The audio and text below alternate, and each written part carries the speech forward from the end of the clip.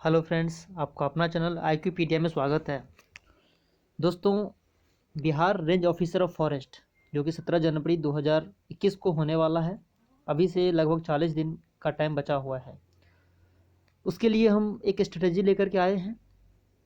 दोस्तों, इससे पहले अभी जो 6 तारीख को यानी कि 6 दिसंबर 2020 को जो ESI एनफोर्समेंट सब इंस्पेक्टर का एग्ज़ाम हुआ है, उसका आप लोगों में से बहुत लोगों ने एग्ज़ाम्स दिए भी होंगे, बहुत लोग जो फॉर्म नहीं भरे होंगे।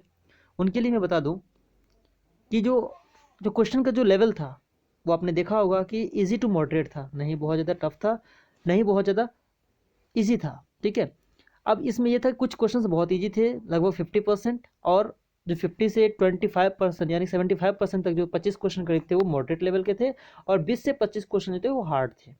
ठीक है दोस्तों, तो इसमें जो अभी जो रेंज ऑफिसर का जो एग्ज़ाम होने वाला है, लेकिन ESI में हम देखें तो ESI में प्री है, फिर मेंस है, फिर जाकर के आपका इंटरव्यू है और फिजिकल है, यानी कि 4 स्टेज है।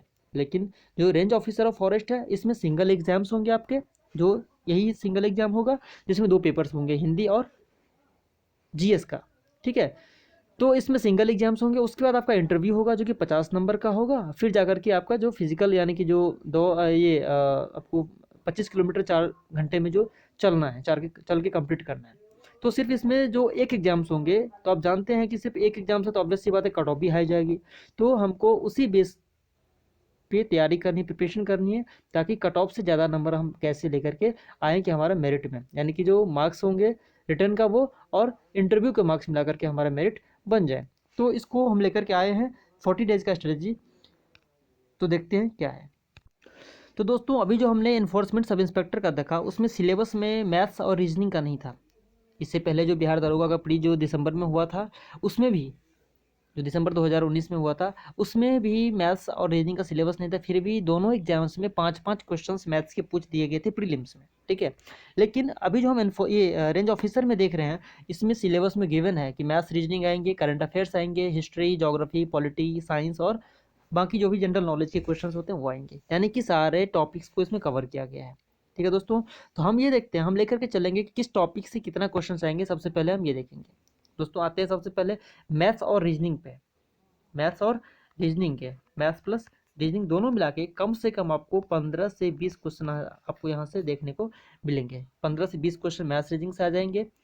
करंट अफेयर्स की हम बात करें तो करंट अफेयर्स में कम से कम आपको 15 क्वेश्चन देखने को मिलेंगे, 15 से लेकर के 18 या 20 जो भी होंगे, तो 15 प्लस क्वेश्चन आपको करंट अफेयर से मिल जाएंगे। फिर हम देखें तो हिस्ट्री की बात करते हैं। हिस्ट्री में आपका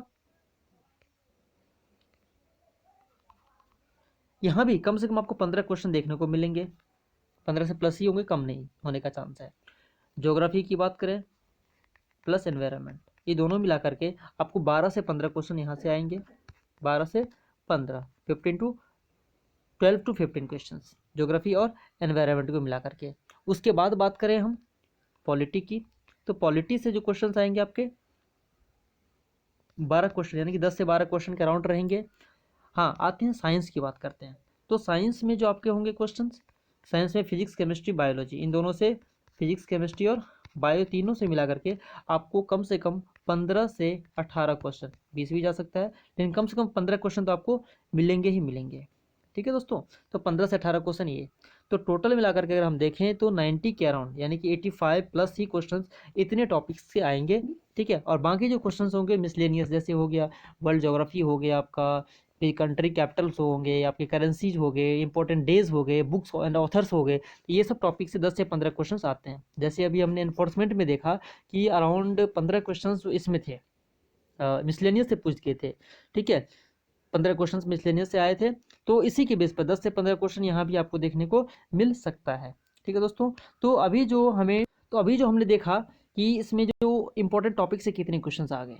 ठीक है, तो इन टॉपिक्स को हमें फोकस करना है अच्छे से, क्योंकि 40 डेज कम नहीं होता है। अभी कुछ नए टॉपिक्स भी आप पढ़ सकते हैं, और अराउंड अगर 20 से 25 डेज जब एग्जाम्स के बच जाएंगे, तब आप अच्छे से उनको रिवाइज करते चलिएगा। लेकिन रिवीजन अभी से ही आप करें, जितना पढ़ें उससे ज़्यादा रिवीजन पे फोकस करें।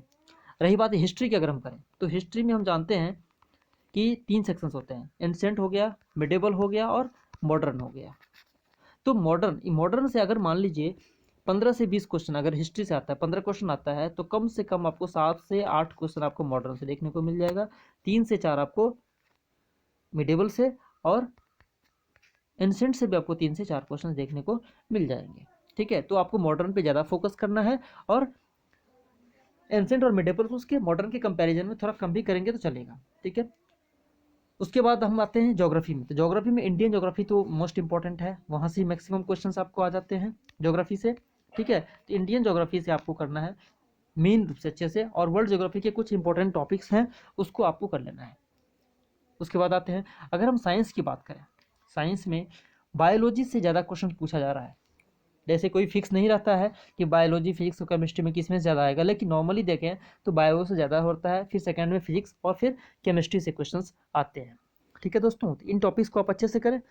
अगर करें बुक्स की बात, तो अभी 40 डेज़ का टाइम है, कुछ एक्स्ट्रा आप पढ़ सकते हैं। हाँ, आप लूसेंट को पहले अच्छे से कर जाएँ, लूसेंट कर जाएँ। लूसेंट का जो साइंस आता है स्पेशल, अगर आपने पढ़ रखा है पहले से तो उसको रिवीजन कीजिए, मोर देन सफिशिएंट रहेगा। लूसेंट का जो मिसलेनियस वाली जो बुक्स आती है, जो सब्जेक्टिव होती है, उसको पढ़ने एटलीस्ट अभी तो टाइम है तो 2 बार तो कम से कम आप अच्छे से उसको रिवाइज कर सकते हैं। ठीक है, और एक सेट प्रैक्टिस अभी से लगातार, मतलब अल्टरनेट वे भी करेंगे, तो जैसे 40 डेज टाइम बचा हुआ है तो 20 सेट्स तो आप आराम से लगा सकते हैं, फिर उसे एनालाइज करें। तो इन सब चीज़ से आपके मार्क्स जो है ना बहुत ही ज़्यादा इंक्रीज़ करेंगे। और रही बात, तो आपको कम से कम इसमें तो कट ऑफ का कोई अंदाज़ा लगाया नहीं जा सकता है, क्योंकि वैकेंसी भी कम है, तो आपको कम से कम 85 प्लस ही करना पड़ेगा, तब जा करके कट ऑफ में आएंगे, मैं जनरल की बात करूँ तो। ठीक है दोस्तों, तो आई होप इस वीडियो से आप लोगों को कुछ हेल्प मिला होगा। चैनल पे बने रहें, और बहुत ही जल्दी हम कुछ न्यू इन्फॉर्मेशन के साथ आएंगे। तब तक के लिए जय हिंद, जय भारत।